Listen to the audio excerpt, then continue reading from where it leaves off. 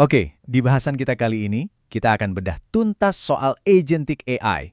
Ini bukan sekedar teknologi baru biasa ya, tapi sebuah peta jalan, sebuah game changer buat siapapun yang berkecimpung di dunia risiko investasi. Coba deh, bayangin sebentar. Gimana kalau sistem manajemen risiko yang Anda pakai sekarang itu bisa mikir sendiri? Bukan cuma ngejalanin perintah, tapi beneran bisa merencanakan, bikin strategi, dan bertindak secara otonom.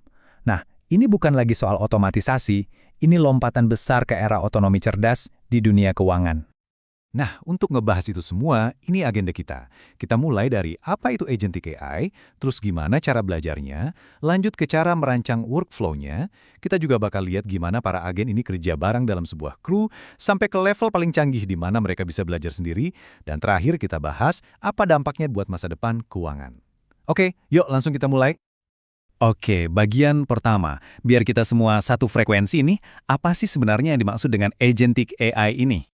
Nah, ini dia intinya. Agen AI itu bukan sekedar software atau model biasa. Anggap aja dia itu kayak seorang karyawan super cerdas yang otonom. Dia punya peran yang jelas, punya alat, punya memori, dan punya tujuan. Dia bisa melihat kondisi sekitar, mikirin cara terbaik buat capai targetnya, dan langsung bertindak. Nggak perlu nunggu disuruh-suruh lagi. Perbedaannya kelihatan banget di sini kan? AI yang kita kenal selama ini, yang tradisional, itu kayak staff yang nurut. Dikasih tugas, dia kerjain. Udah. Tapi agentic AI, wah, ini beda level. Dia lebih kayak manajer proyek. Dia bisa bikin keputusan sendiri, bisa beradaptasi kalau tiba-tiba pasar bergejolak, dan proaktif cari jalan terbaik buat mencapai target.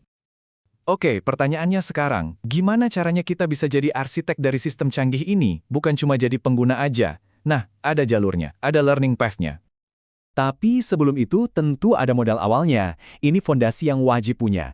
Pemahaman dasar soal machine learning, jago Python, familiar sama yang namanya API, dan pastinya udah ngerti soal generative AI dan prompt engineering.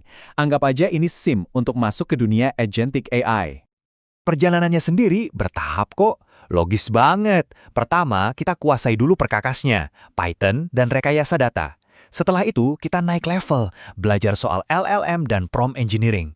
Kalau udah jago, baru deh kita mulai membangun rumahnya, pakai framework kayak LangChain atau Crew AI. Dan puncaknya, kita jadi arsitek yang bisa merancang sistem multi-agent yang kompleks.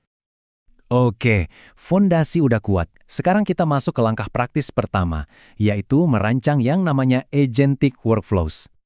Jadi, workflow ini ibarat rel kereta api untuk otonomi si AI. Biar dia nggak lari kemana-mana.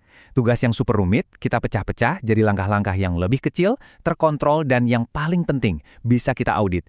Di dunia keuangan bisa diaudit, itu harga mati kan? Contohnya keren banget nih, misalkan untuk rebalancing portofolio. Ada satu agen, bosnya, si orkestrator. Dia yang ngatur semua. Dia bakal bilang, kamu agent risk check, tolong cek resikonya. Terus kamu equity optimizer, tolong optimalkan alokasinya. Terakhir, kamu trade executor, eksekusi perdagangannya. Semua kerja barengan, cepat, efisien, dan laporannya lengkap. Atau contoh lain, ada agen yang tugasnya nongkrongin berita 24/7. Begitu ada berita penting, dia langsung klasifikasiin dan hitung dampaknya ke portofolio kita real time. Konsep alur kerja ini juga yang jadi otaknya sistem canggih kayak AlphaGPT. Bayangin, seorang analis riset cuma perlu ngomongin idenya pakai bahasa sehari-hari.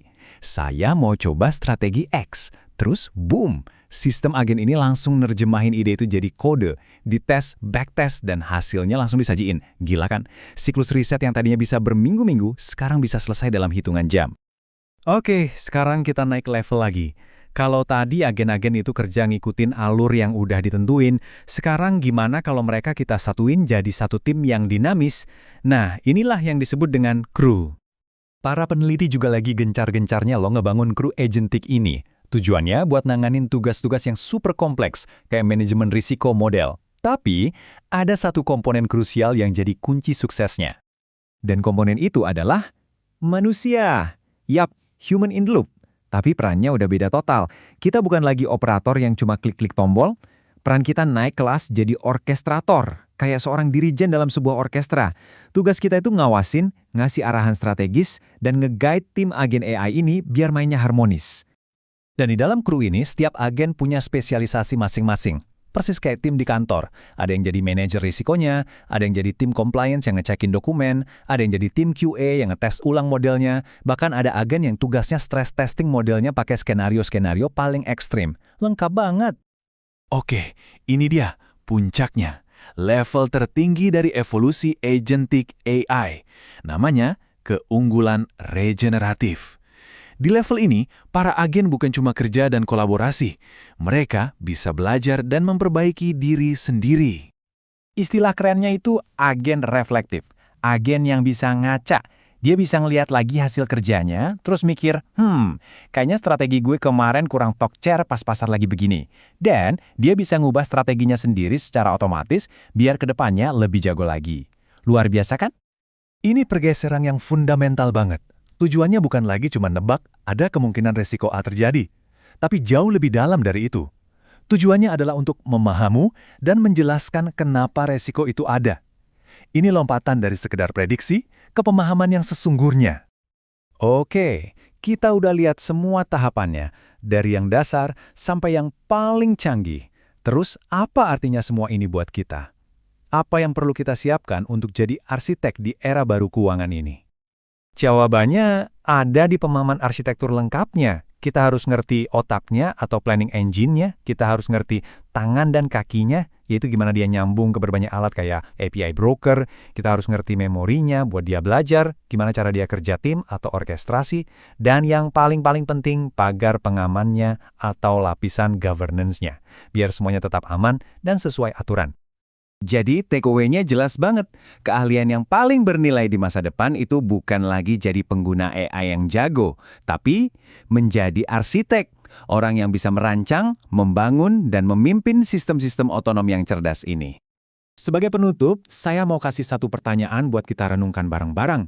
Kalau nanti para agen AI ini udah jadi rekan kerja kita, jadi kolaborator yang beneran bisa mikir, terus peran kita sebagai manusia apa? Apa keahlian manusia yang jadi paling berharga di dunia yang seperti itu?